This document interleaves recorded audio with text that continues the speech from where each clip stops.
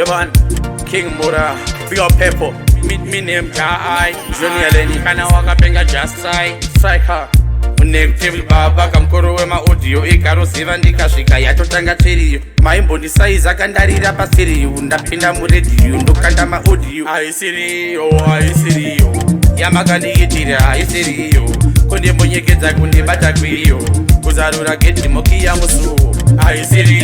haisiriyo yamakandiitira haisiriyo kundimbonyekedza kundibata kwiyo kuzarura gedhi mokiya musuwo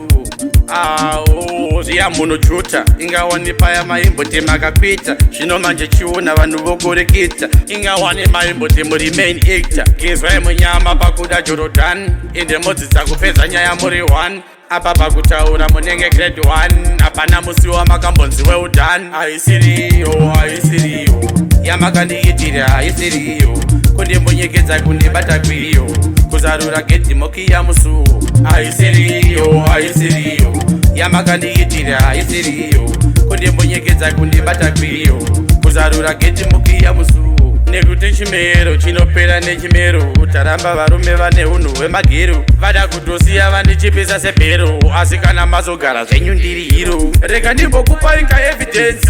Jah Eye ndopinda neconfidence kusiya vachinyaranyara sevaenzi Jah Eye ndine simba rebenzi haisiriyo yamakandiitira haisiriyo kundimbonyekedza kundibata kwiyo kuzarura gedhi mokiya musuwo haisiriyo yamakandiitira haisiriyo kundimbonyekedza kundibata kwiyo kuzarura gedhi mokiya musuwo